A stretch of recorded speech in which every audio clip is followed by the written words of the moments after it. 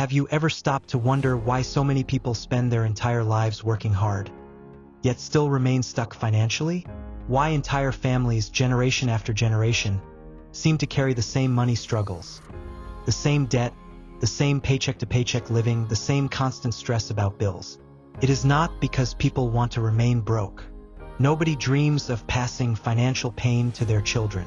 But the truth is this: unless you learn how money truly works, your children will repeat the exact same mistakes you made, and the cycle continues. Most parents were never taught about money, not in school, not at home. So when it's time to guide their own children, they have very little wisdom to pass on. Children grow up copying what they see, not what they're told. If all they see is financial struggle, that is the path they will walk to. And if we don't break that cycle, nothing changes. That's why today, I want to share with you the most important lessons about money that every child should learn early in life. These are the lessons that can break generational poverty and open the door to freedom. The first lesson is this: money does not come from hard work alone. So many adults live with the belief that if they just work harder, money will finally come. But life doesn't reward effort.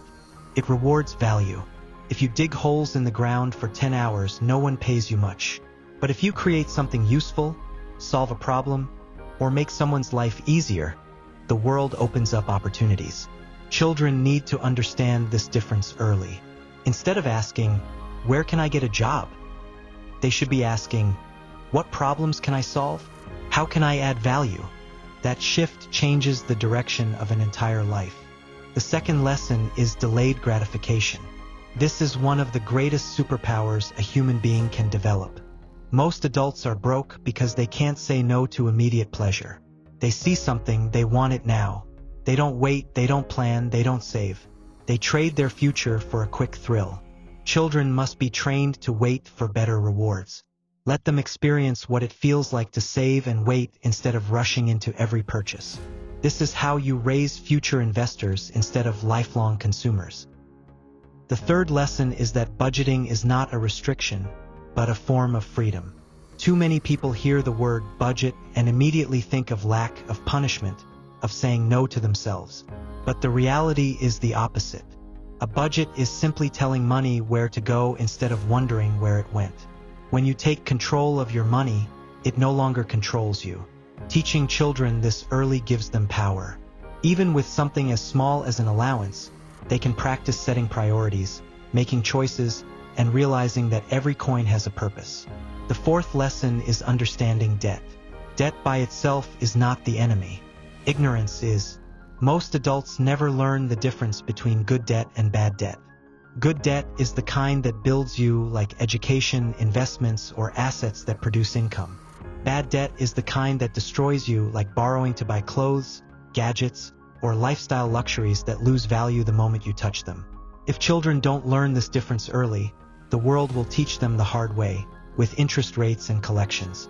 But if they do learn, they can use debt as a tool instead of becoming slaves to it. The fifth lesson is that money is deeply emotional. It is not just numbers on a page. If it were, calculators would make everyone rich. People don't go broke because they can't add. They go broke because of emotions, because they're trying to impress others, because they're trying to heal their pain with shopping, because they're chasing status, or because they're avoiding facing the truth. Children must understand that every financial decision carries emotion behind it. If they can learn to recognize those emotions, they will make wiser choices than most adults ever do. The sixth lesson is that earning more money is not the same as keeping more money. There are people making thousands every month who still live in constant lack. And why? Lifestyle inflation. The more they earn, the more they spend. New clothes, new cars, bigger houses, endless upgrades until nothing is left. Teach children to live below their means, no matter their income. Because true wealth isn't about how much you earn. It's about how much you keep and how much you multiply. The seventh lesson is that relying on one single source of income is dangerous in today's world. One job, one paycheck, one business, it can vanish overnight. Children must learn that multiple streams of income are no longer a luxury. They are a necessity. Skills, passions, creativity, the digital world. All these can create opportunities.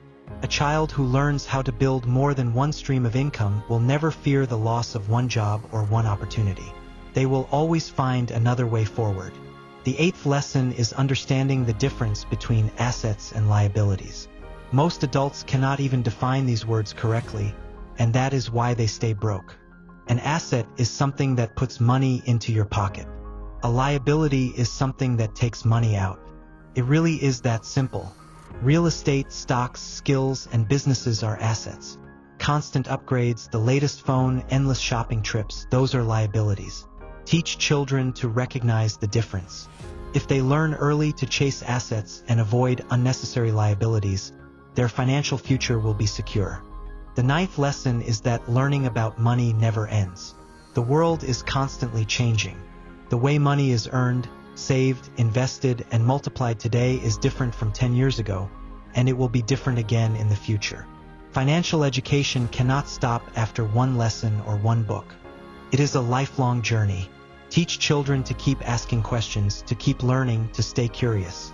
The more they know, the less likely they are to fall into traps. And finally, the 10th lesson is about environment. This may be the most powerful of all. A child can learn every principle, but if they grow up surrounded by people who live recklessly with money, who spend to show off, who chase trends and compete for appearances, they will follow that same path. But if they are surrounded by people who save, invest, build, and create, that will become their normal. Children must understand that environment shapes destiny.